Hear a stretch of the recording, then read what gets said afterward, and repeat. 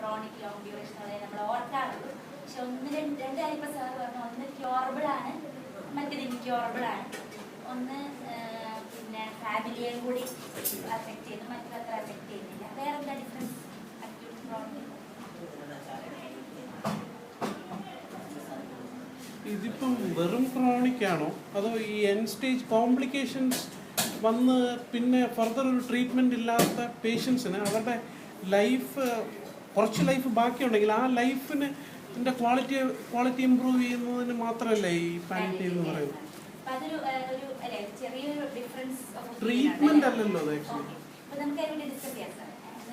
സാറിന്റെ ഒരു അഭിപ്രായം എന്ന് പറഞ്ഞിട്ടുണ്ടെങ്കിൽ ഒരു ക്രോണിക് ഇൽനെസ് എന്ന് പറഞ്ഞാൽ even hypertension is a chronic illness അല്ലേ? അതല്ലേ not for every chronic illness അത് ട്രീറ്റബിൾ അല്ലാതെ വരുന്ന സന്ദർഭത്തിലാണ് പാലിയേറ്റീവ് കെയർ ആവശ്യമായിട്ട് വരുന്നത് എന്ന് സാറ് പറഞ്ഞത്. നമുക്ക് അതിനെപ്പറ്റി ആലോചിക്കാം.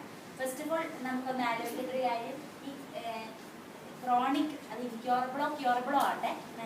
ക്രോണിക് വെച്ചാൽ അത് ക്യൂറബിൾ അല്ലാതെ മാറാൻ ബുദ്ധിമുട്ടുള്ള രോഗം, കുറെ നാൾ നീണ്ടിരിക്കുന്ന രോഗങ്ങൾ,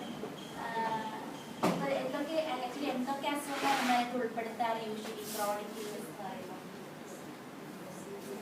CVA പറയാറുണ്ട്, റീനൽ ഫെയിലിയർ, പാരപ്ലീജിയ, മാലിഗ്നൻസി. അതായത് നമ്മൾ ഈ പാലിയേറ്റീവ് കെയർ കേൾക്കുമ്പോൾ നമ്മുടെ മനസ്സിൽ ആദ്യം വരുന്ന സംഗതി CA അല്ലെ, മാലിഗ്നൻസി എന്നുള്ളതാണ് യൂഷ്വലി വരിക. അപ്പം മാലിഗ്നൻസി മാത്രമല്ല, അതിൻ്റെ കൂടെ പറഞ്ഞ പോലെ CVA, പാരപ്ലീജിയ, റീനൽ ഫെയിലിയർ, പിന്നെ ഡയബറ്റിസ് ഒരു ക്രോണിക് ഇൽനെസ് ആണോ? നമുക്കൊക്കെ അറിയാം, it A chronic illness which can cos ഭയങ്കര ഡിസബിലിറ്റി ഉണ്ടാക്കാവുന്ന ഒരു കണ്ടീഷനാണ്. സോ ഡയബറ്റിസും ഒരു ക്രോണിക് ഇൽനെസ് ആണ്. പിന്നെ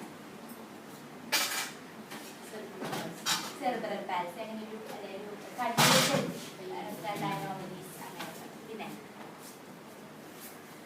ലിവർ ഡിസീസ്, ലിവർ സിറോസിസ് ഒരു ക്രോണിക് ഇൽനെസ് ആണല്ലോ. പിന്നെ